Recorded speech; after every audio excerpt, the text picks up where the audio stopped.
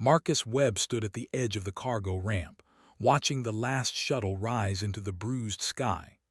The thrusters left a column of scorched air that twisted in the wind, and then the shuttle was gone, swallowed by clouds the color of old bruises. He counted to 10. Then 20. Then he stopped counting because there was no point.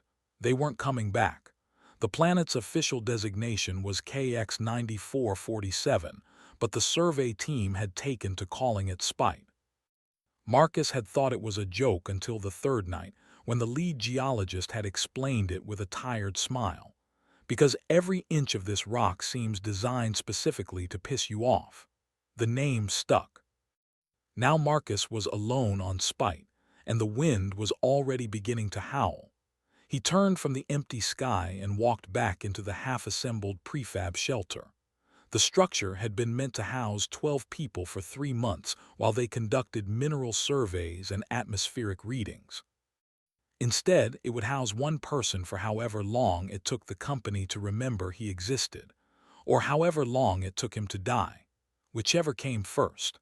The wind picked up as the first of the evening storms rolled in from the western ridge.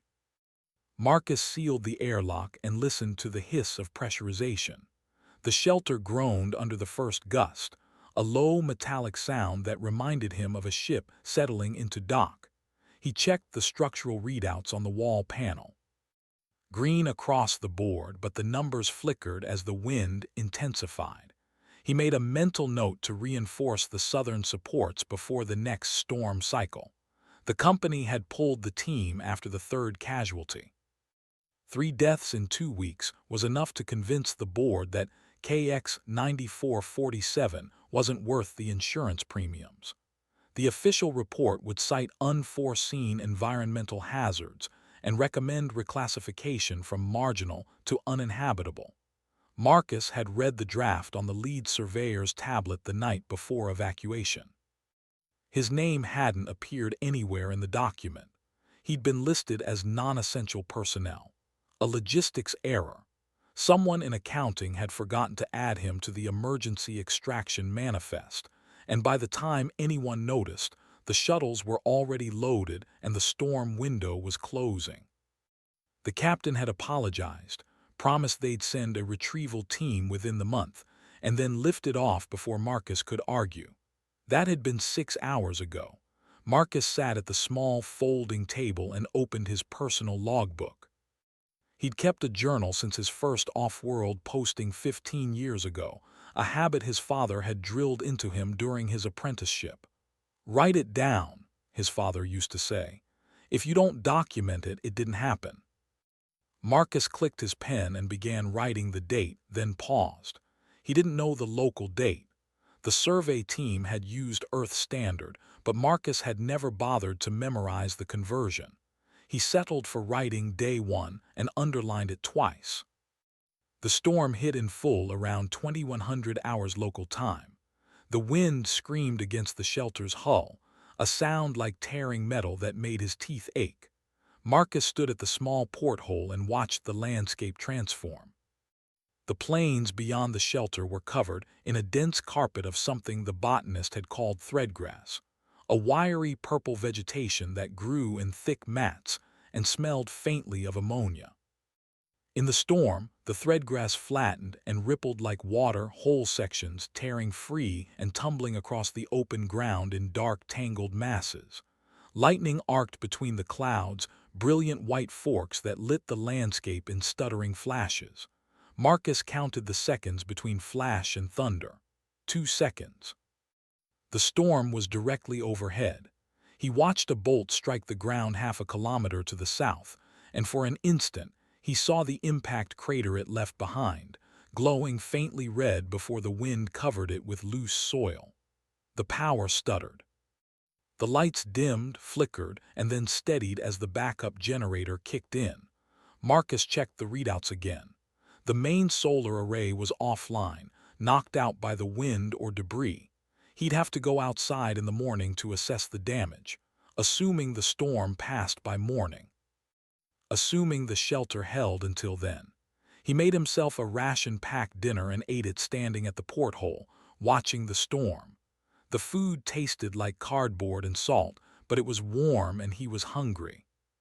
He washed it down with recycled water that tasted faintly metallic and tried not to think about how many ration packs were left in the supply locker. 3 months' worth for 12 people. Enough for one person for 3 years if he was careful, if the recyclers held out. If nothing went wrong. The wind eased around midnight, fading from a scream to a dull roar and then to a steady moan that vibrated through the shelter's frame.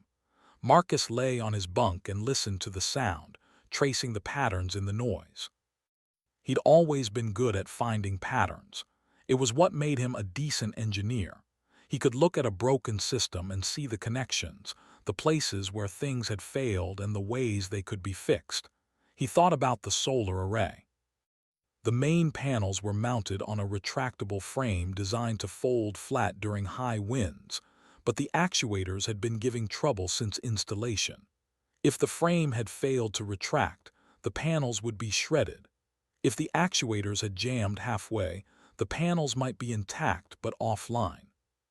He'd need to go outside to know for sure. Sleep came in patches, broken by the wind and the occasional creak of the shelter adjusting to the pressure changes. Marcus dreamed of his father's workshop, a cluttered space filled with half-assembled machines and the smell of cutting oil. In the dream, his father was teaching him to weld, guiding his hands as the torch hissed and spat. "Steady," his father said. "Don't rush it. Good work takes time." Marcus woke with the phantom smell of hot metal in his nose and the storm still howling outside. Morning came as a gradual brightening of the clouds, the sky shifting from black to deep gray to a pale, sickly yellow. Marcus dressed in his environment suit, checked the seals twice, and cycled through the airlock. The air outside was breathable, technically, but the particulate count was high enough to shred human lungs after a few hours of exposure. The suit's filters hummed as they scrubbed the intake. The solar array was a disaster. The retractable frame had jammed at a 30-degree angle, leaving the panels exposed to the full force of the wind. Half of them were cracked or missing entirely, torn free and scattered across the plains. Marcus walked the perimeter of the array, cataloging the damage. 12 panels destroyed.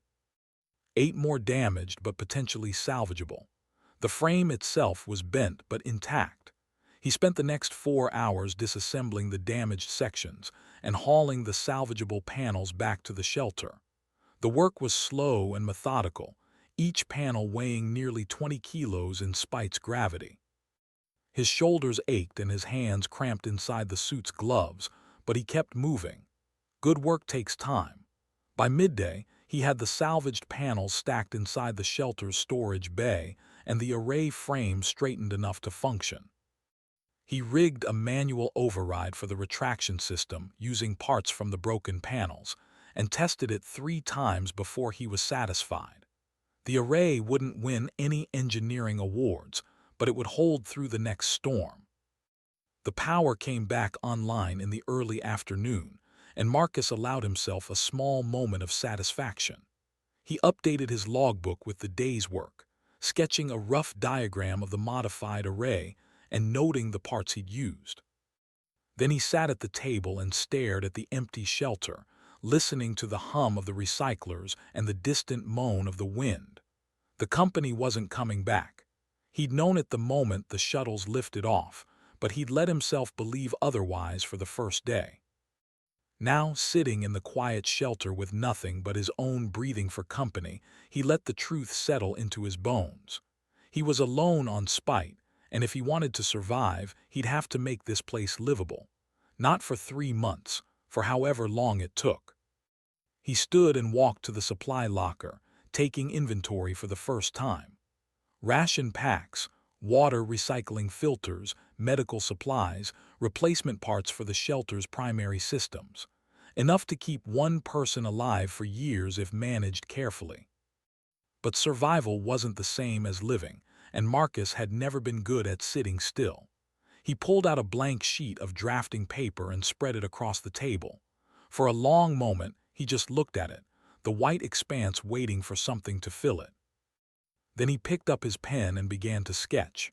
A wall, a foundation, a structure larger than the prefab shelter, something permanent, something that could withstand the storms.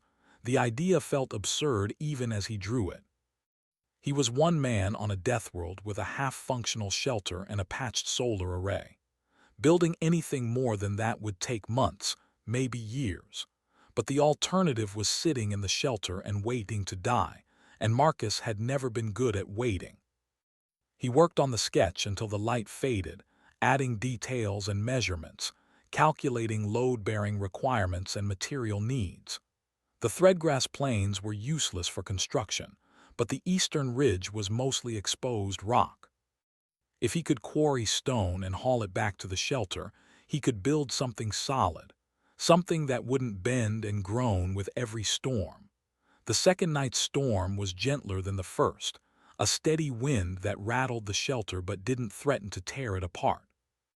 Marcus lay on his bunk with the drafting paper spread on his chest, studying the sketch in the dim emergency lighting. The design was rough, but it had potential. A rectangular foundation, stone walls 2 meters thick, a sloped roof to shed debris and rain. He'd need to dig a drainage system to handle the runoff from the storms, and he'd need to reinforce the structure against seismic activity. The geologist had mentioned minor tremors during the survey, nothing catastrophic, but enough to crack a poorly built wall. He updated the sketch with notes, filling the margins with calculations and reminders. Then he folded the paper carefully and tucked it into his logbook. Tomorrow he'd start surveying the ridge. The day after that, he'd begin quarrying. It was a plan, and plans gave shape to time. They made the impossible feel manageable. Sleep came easier the second night, and Marcus dreamed of stone walls rising against a yellow sky, solid and unyielding while the storms raged around them. The ridge was 3 kilometers east of the shelter, a jagged uplift of dark gray stone that ran north to south for as far as Marcus could see. He made the walk on the third morning, carrying a portable scanner and a sample kit in a weathered pack that had seen better days.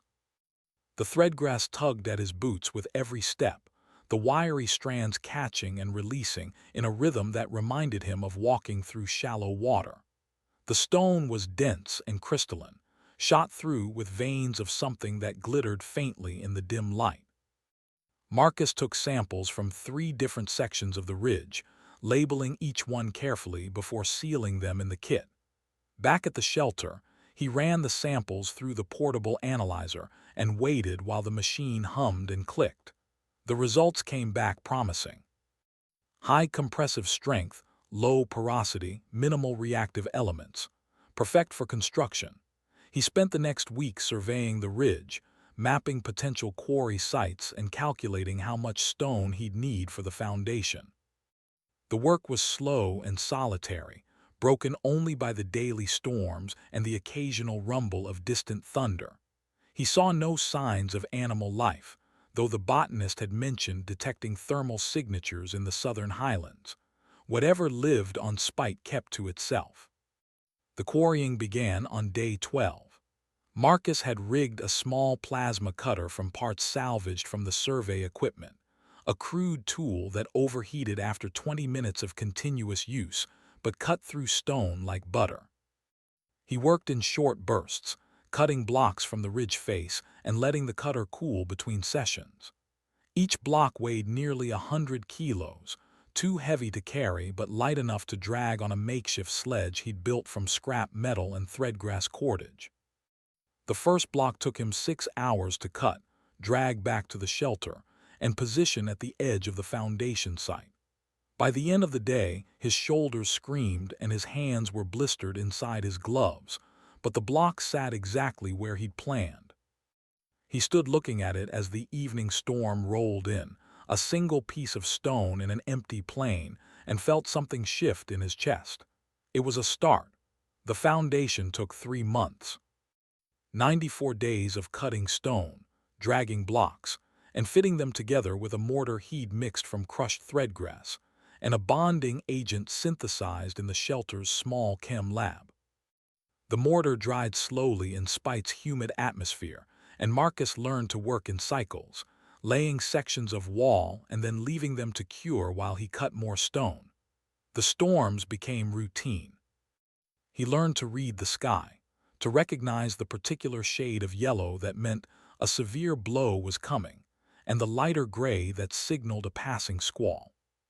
He reinforced the shelter's southern supports on day 20, built a covered workspace on day 35, and added a rainwater collection system on day 47. The work gave structure to the days, each task building on the last in a slow accumulation of progress. He spoke to himself more than he'd expected. At first, it was just muttered reminders and half-formed thoughts, but as the weeks passed, the words became longer. He narrated his work, explaining each step as if teaching an invisible apprentice. "You want to set the stone so the grain runs horizontal," he'd say, tapping the block with his knuckles. "Vertical grain cracks under compression. Horizontal spreads the load."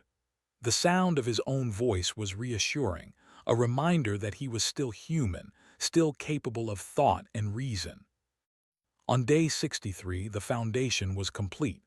Marcus stood at the center of the rectangular outline, a space 6 meters by 8, and felt the satisfaction of a job well done. The stones fit together tightly, the mortar joints smooth and even. He'd built in drainage channels at each corner, sloped conduits that would carry rainwater away from the structure. It wasn't beautiful, but it was solid. The walls rose slowly, one course at a time. Marcus built a scaffold from salvaged equipment struts and scrap metal, a rickety framework that swayed in the wind but held his weight. He worked methodically, laying each course level and plumb, checking his measurements twice before setting the stone. The work was meditative, a rhythm of lift, position, tap, check. His hands learned the weight of the stones, the way they settled into place with a satisfying thunk when the fit was right. He thought about his father often during the wall building. The old man had been a structural engineer, a builder of bridges and towers who'd spent 40 years turning blueprints into reality. Marcus had followed him into the trade half out of admiration and half out of a lack of better options, but the work had grown on him. There was something deeply satisfying about taking raw materials and shaping them into something useful, something that would outlast the person who built it. "Buildings are promises," his father used to say. "You're promising whoever uses them that the roof won't fall and the walls won't crack." That's a hell of a responsibility.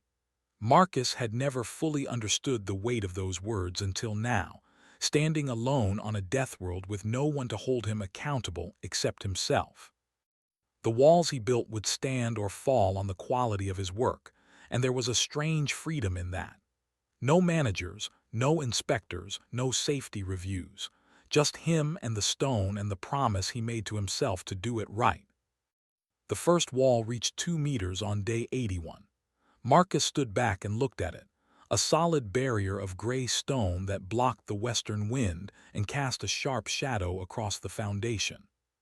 He'd built in window frames, rough openings that would eventually hold salvaged panels from the broken solar array. The openings weakened the wall slightly, but they let in light, and Marcus had decided early on that he'd rather have natural illumination than a tomb. The second wall went faster, the rhythm of the work now second nature. Lift, position, tap, check. He worked through the storms when the wind wasn't strong enough to knock him from the scaffold, and he sheltered in the prefab during the worst blows. The shelter had become a workshop, its interior cluttered with tools and half-finished projects. He'd built a small forge from scrap metal and a salvaged heat element, a crude setup that let him work soft metals and sharpen his cutting tools. On day 97, he ran out of mortar. The bonding agent synthesized slowly, a chemical process that required precise temperature control and patience. Marcus spent 3 days waiting for a new batch to finish, and in that time he walked the threadgrass plains and thought about what he was building. It wasn't just a structure, it was proof. Proof that Spite could be tamed, that the storms and the toxic air and the hostile landscape weren't enough to stop someone who refused to quit. The company had written off KX-9447 as uninhabitable, but Marcus was building a house here. A real house, with walls and windows and a roof that would shed the rain. When the retrieval team finally arrived, they'd find him living in something permanent, and maybe they'd rethink their assessment. Or maybe they wouldn't come at all, and the house would stand empty after he was gone, a monument to stubbornness and the refusal to accept defeat. Either way, Marcus figured it was worth building. The mortar finished on day 100, and Marcus resumed work on the walls. The third and fourth walls rose in parallel, the structure taking shape as a proper rectangle. He added internal supports, vertical pillars of stone that would bear the weight of the roof. The pillars were tricky, requiring careful placement and additional bracing until the mortar cured, but Marcus had learned patience. He worked slowly, checking and rechecking his measurements, and the pillars stood straight and true. On day 112, the walls were complete. Marcus stood inside the structure, looking up at the open sky framed by stone. The space felt enormous after months of living in the cramped prefab shelter, a proper room with enough space to move and breathe. He walked the perimeter, running his hands along the walls, feeling for gaps or weaknesses. The stone was solid under his fingers, cool and unyielding. He celebrated that night with a double ration-packed dinner and a careful sip of the whiskey he'd been saving in the bottom of his personal kit. The whiskey burned going down, a smoky warmth that spread through his chest and made him feel momentarily invincible. He raised the bottle toward the empty structure visible through the porthole and spoke aloud to the dark. To promises kept. The roof was the hardest part. Marcus had no timber, no metal beams, nothing light enough to span 8 meters without support. He spent a week sketching designs, calculating loads, and running stress simulations on the portable terminal. The solution came from an unlikely source, the threadgrass itself. The wiry vegetation grew in dense mats, individual strands woven together in a natural lattice that was surprisingly strong in tension. Marcus harvested sections of the mat, cutting them free with a blade and dragging them back to the shelter. He washed the grass in recycled water to remove the ammonia smell, then wove the strands into thick ropes. The ropes dried stiff and strong, and when Marcus tested them under load, they held. He built a framework from the ropes, stretching them across the top of the walls and anchoring them to the stone with metal pins he'd forged in the makeshift furnace. The framework sagged slightly under its own weight, but when Marcus added cross-bracing, it stiffened into a stable structure. Over the framework, he draped panels salvaged from the broken solar array, overlapping them like shingles to shed water. The panels were lightweight and flexible, and they locked together with clips he'd fabricated from scrap metal. The roof went up in sections over the course of 2 weeks. Marcus worked carefully, testing each joint and connection before committing to the next piece. The work required him to stand on the scaffold in high winds, and twice he had to abandon a session when the gusts became too strong. But gradually, the roof took shape, a sloped structure that rose to a peak in the center and overhung the walls by half a meter on each side. On day 143, Marcus sealed the final panel. He climbed down from the scaffold and walked a slow circle around the structure, inspecting it from every angle. The building was rough, no question about that. The walls were uneven in places, the roof had a slight dip on the southern side, and the whole thing had a lopsided charm that would never pass a safety inspection. But it was solid, and it was his.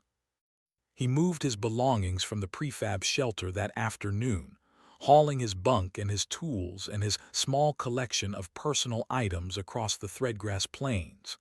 The new building had no door yet, just an open frame, but Marcus had plans for that.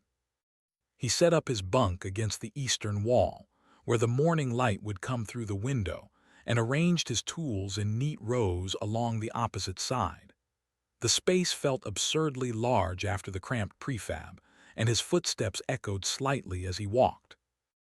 That night, the first night in the stone house, Marcus lay on his bunk and listened to the storm. The wind howled outside, battering the walls and rattling the roof panels, but the stone held. There was no groaning, no flexing, just the solid, immovable presence of the walls around him. He thought about his father, about promises and responsibility, and about the strange path that had brought him to this moment. Then he closed his eyes and slept, deep and dreamless, in the house he'd built with his own hands. The door came together over the next week, a heavy slab of stone mounted on hinges he'd forged from scrap metal. It swung smoothly on the hinges, closing with a satisfying thud that sealed out the wind and the dust. Marcus added a simple latch, a metal bar that dropped into brackets on either side of the frame, and declared the house complete. He updated his logbook that night, filling an entire page with sketches and notes. At the bottom, he wrote a single line, "Day 150, house finished. Spite didn't win." He underlined it twice and felt a grim satisfaction settle into his chest. But a house wasn't a city, and Marcus wasn't done. The structure had proven that spite could be tamed, that the storms and the landscape could be turned into resources rather than obstacles. If one building was possible, then more were possible. And if more were possible, then maybe, just maybe, spite didn't have to stay uninhabitable. The idea grew slowly, fed by long nights and the rhythmic patter of rain on the roof. Marcus started sketching again, filling page after page with designs. A second building, larger than the first, with space for workshops and storage. A third for living quarters. A central square where the buildings could face each other, creating a sheltered space out of the wind. Roads, or at least cleared paths through the threadgrass. A well if he could find water deep enough to tap. The designs sprawled across his logbook, a chaotic mix of blueprints and half-formed ideas. Marcus organized them into a rough plan, prioritizing the projects by necessity and difficulty. Water first, then a second building, then infrastructure. It would take years, maybe decades, but he had time. He had nothing but time. He started the well on day 160, digging by hand with a shovel he'd fabricated from scrap metal. The threadgrass plains were underlaid with a layer of dense clay, and beneath the clay was stone. Marcus dug through the clay slowly, hauling buckets of the sticky material to the surface and dumping them in a growing pile beside the hole. The work was backbreaking, each shovelful a fight against the clay's grip, but he kept at it. On day 170, the shovel hit something solid. Marcus cleared the clay away carefully, exposing a layer of smooth, dark stone shot through with thin cracks. Water seeped from the cracks, pooling at the bottom of the hole. He tasted it cautiously, ready to spit it out if it was toxic, but the water was clean, slightly mineral but drinkable. He lined the well with stones from the ridge, fitting them together to create a stable shaft that wouldn't collapse. At the top, he built a simple winch from salvaged cable and a scrap metal drum, a mechanism that let him lower a bucket and haul it up full. The well produced slowly, a trickle rather than a flow, but it was enough. He no longer had to rely entirely on the recyclers or the rainwater collection system. The second building started on day 185. Marcus had refined his technique, and the work went faster this time. He laid the foundation in a week, the walls in a month, the roof in 2 weeks. The new building was larger, 10 meters by 12, with high ceilings and wide windows. He divided the interior into sections with low stone partitions, creating separate spaces for a workshop, a storage area, and a small commons room. The workshop became his favorite place. He moved the forge from the prefab and set it up properly, with a ventilation system that drew the smoke outside and a stone worktable that could withstand high heat. He added shelves for tools, racks for materials, and a small drafting desk where he could sketch and plan. The space felt like his father's workshop, cluttered and purposeful, and Marcus found himself spending long hours there, building and fixing and experimenting. On day 203, he built his first piece of furniture, a simple wooden chair. The wood came from the threadgrass, which he discovered could be processed into a fibrous material that hardened when dried and compressed. It wasn't true wood, but it was close enough. The chair was rough, the joints visible and the surface uneven, but it held his weight. He set it in the commons room of the second building and sat in it for a long moment, feeling absurdly proud. The third building followed, and then a fourth. Marcus developed a rhythm, a cycle of planning, building, and refining that filled his days with purpose. Each structure taught him something new, some trick of design or construction that made the next one easier. He learned to read the threadgrass, to identify sections where the roots ran deep and the growth was dense, perfect for harvesting. He learned to predict the storms, to recognize the patterns in the wind that signaled a major blow. On day 250, he laid out the central square, a rectangular space 20 meters on a side, bordered by the four buildings. He cleared the threadgrass, hauling it away in bundles, and leveled the ground with a makeshift scraper he'd built from scrap metal. The work took 3 weeks, but when it was done, the square was flat and open, a sheltered space where the wind couldn't reach. He added pathways, narrow tracks lined with stones that connected the buildings to the square and the square to the well. The paths were uneven, more suggestion than proper roads, but they made moving between buildings easier, especially during the storms. He planted sections of threadgrass along the edges, letting it grow wild to create natural windbreaks. The settlement grew. Building by building, structure by structure, Marcus carved a place for himself out of Spite's hostile landscape. He built a greenhouse on day 300, a structure with walls of salvaged solar panels that let in light while keeping out the toxic air. Inside, he experimented with growing food, planting seeds from the survey team's botanical samples, and tending them carefully. Most of the plants died, unable to adapt to Spite's soil and atmosphere, but a few survived. A hardy strain of lichen took root in one corner, spreading slowly across the stone floor. A small tuber-like plant grew in another section, producing knobby brown growths that tasted vaguely of potato. He built a cistern on day 320, a large stone tank that collected rainwater from the roofs and stored it for dry periods. The cistern held 3,000 liters, enough to last him weeks without rain. He added a filtration system, a series of stone and sand layers that removed particulates and organic matter, and the water came out clean and clear. On day 365, exactly 1 year after the shuttles had left him behind, Marcus stood in the center of the square and looked around at what he'd built. 7 buildings, each one solid and functional. Pathways connecting them, a well providing water, a greenhouse growing food. It wasn't much, not by any reasonable standard, but it was more than the company had thought possible. It was a settlement. He celebrated that night with the last of his whiskey, sitting in the commons room of the second building with a small fire crackling in the stone hearth he'd built. He thought about the year, about the work and the loneliness and the stubborn refusal to quit.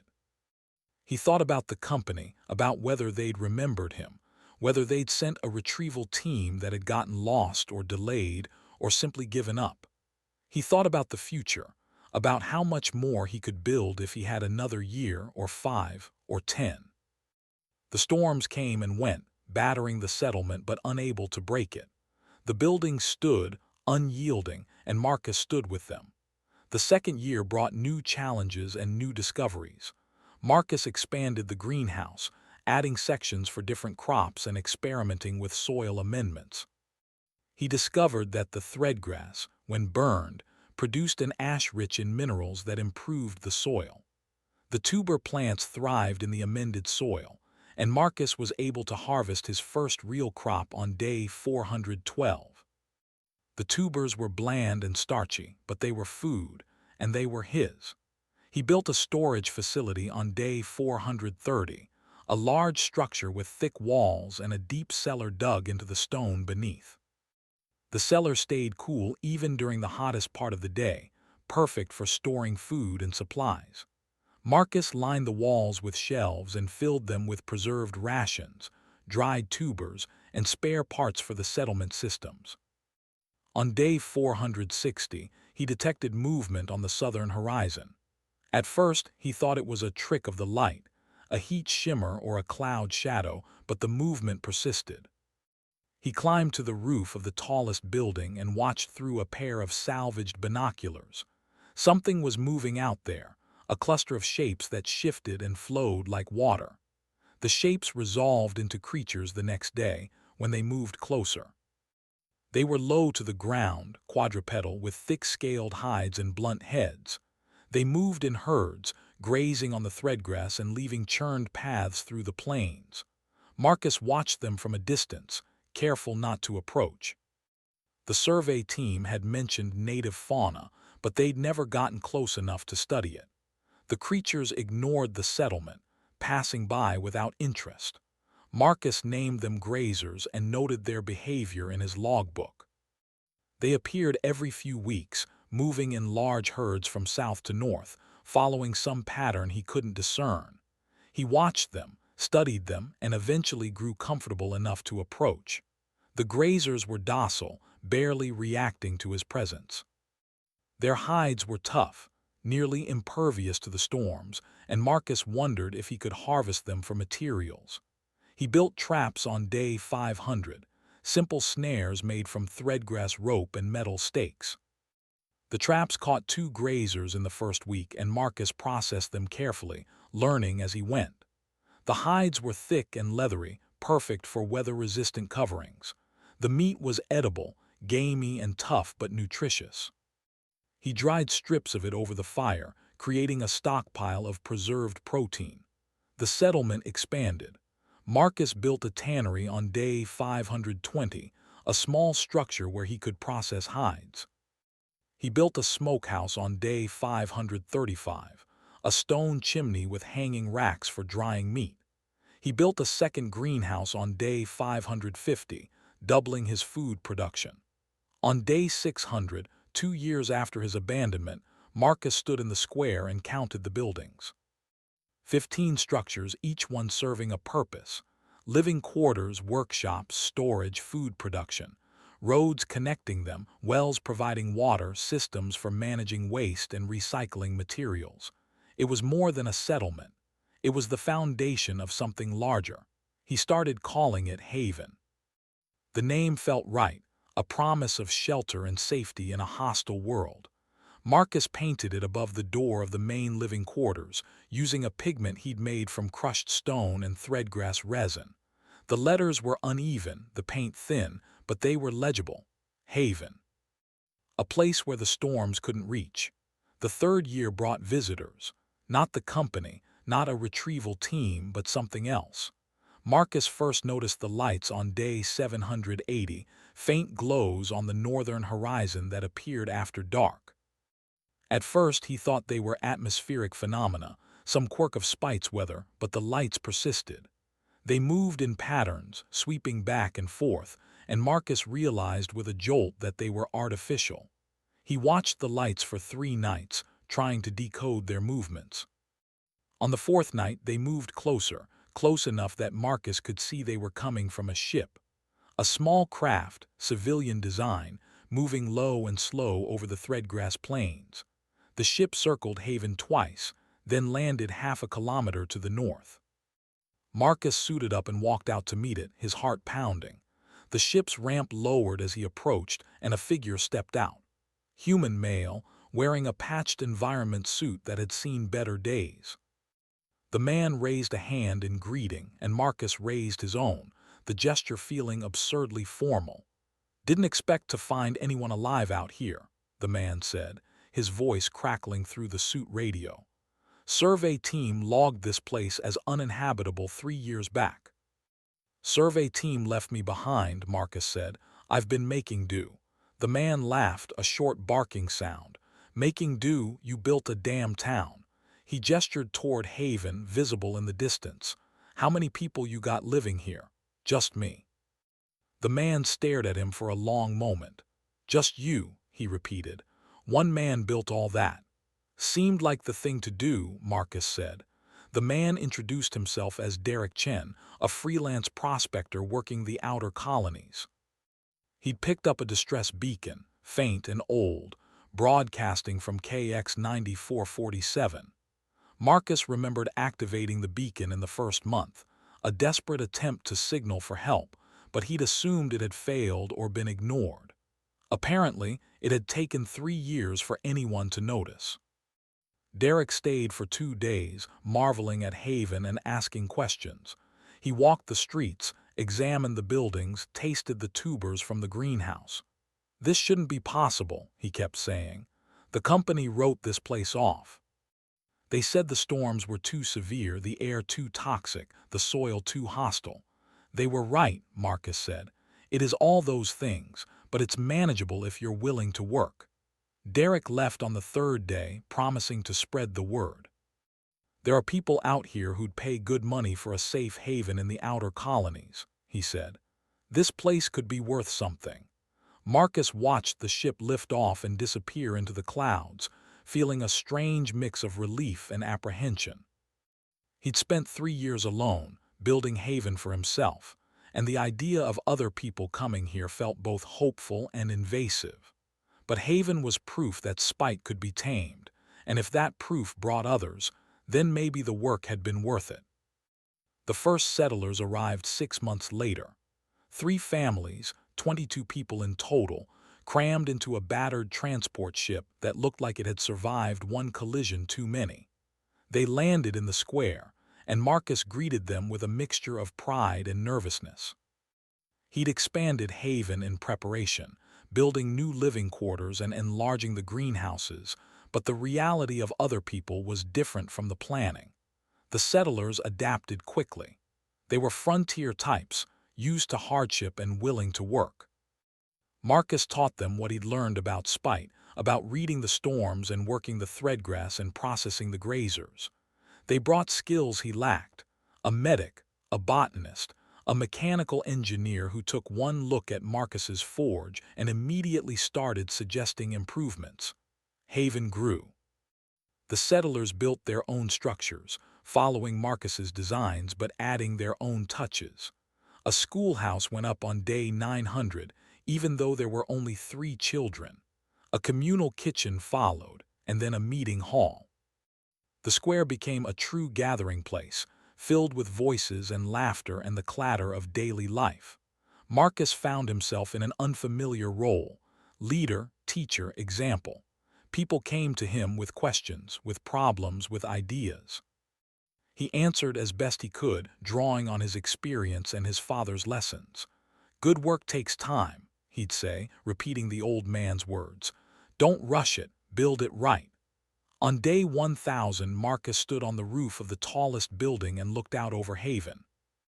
30 buildings now, with more under construction. Streets laid out in a grid, wells providing water, greenhouses producing food. A population of 47, with more arriving every few months. It wasn't a city, not yet, but it was heading that way.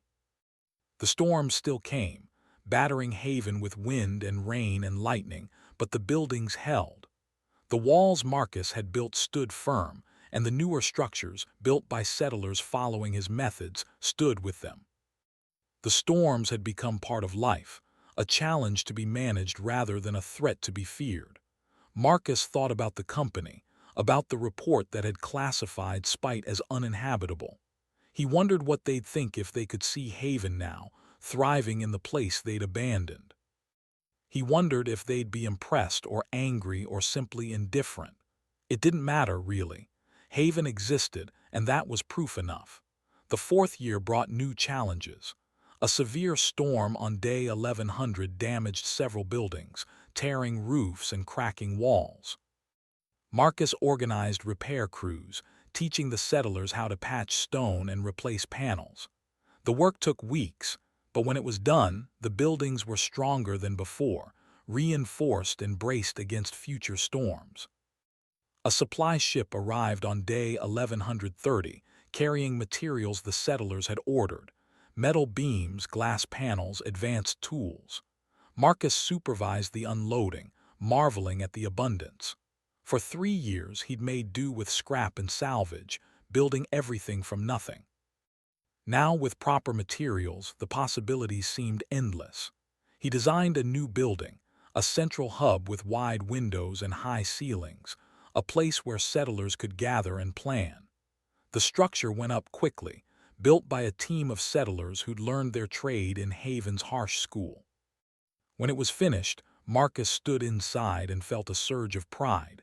This was his father's legacy, built in a place no one thought possible. On day 1200, Haven's population passed 100. Marcus marked the occasion with a gathering in the square, a simple meal of roasted grazer and fresh tubers. He stood before the settlers, looking at their faces, and felt a connection he hadn't expected. These were his people now, bound together by the work of building a life on spite. "We started with nothing," he said, his voice carrying across the square. "This place was supposed to kill us, but we're still here and we're not going anywhere. Haven is proof that we don't need permission to survive. We just need the will to keep building." The settlers cheered, a ragged sound that echoed off the stone walls. Marcus smiled, feeling the weight of the moment settle into his bones. This was what his father had meant by promises. Haven was a promise kept through storm and hardship that humanity could make a home anywhere. The 5th year brought stability. Haven's systems matured, the greenhouses producing surplus food, the wells providing ample water. Marcus stepped back from day-to-day leadership, letting the settlers govern themselves through a council they'd formed. He remained a presence, a resource and a guide, but Haven no longer needed him to survive. He spent his days in the workshop, building and experimenting. He designed a wind turbine that could harness spite storms, generating power to supplement the solar arrays. He built a water filtration system that turned the toxic rain into clean drinking water. He sketched plans for larger structures, towers and halls that would push the limits of what stone and threadgrass could support. On day 1500, a government ship arrived. Official, polished, bristling with sensors and weapons. Marcus met them in the square, flanked by settlers who eyed the ship warily. The official who emerged was young, officious, carrying a tablet and an air of authority. "KX 9447 is classified as uninhabitable," the official said. "You're in violation of colonial settlement law." Marcus laughed, a sound edged with bitterness. "We've been here 5 years. Where were you when the company left me to die?" The official hesitated, consulting his tablet. "There's no record of authorized personnel on this world." "That's because they forgot about me," Marcus said. "But I didn't forget about spite. We built Haven and we're not leaving." The official tried to argue, citing regulations and protocols, but the settlers closed ranks around Marcus. They'd built lives here, homes and families, and they weren't about to abandon them because some bureaucrat waved a tablet. The official left, promising that the matter would be reviewed, and Marcus knew they'd be back. But Haven stood. The buildings rose against the yellow sky, solid and unyielding, and the storms bent around them like they always had. Marcus walked the streets that night, listening to the voices from the windows, the laughter and conversation that filled the air. This was what he'd built, not just structures but a community, a place where people could live and thrive. He returned to his quarters, the small room in the first building he'd constructed, and sat at the old table. His logbook lay open, filled with 5 years of notes and sketches. He turned to a blank page and began to write. Day 1500, Haven is home now. The storms bow, the walls hold, and the people thrive. Spite is no longer uninhabitable. It's ours. He closed the logbook and looked out the window at the settlement beyond. The lights glowed warm against the dark, and the wind howled harmlessly against the stone. Marcus smiled, feeling the satisfaction of a promise kept, and let the sound of haven lull him to sleep.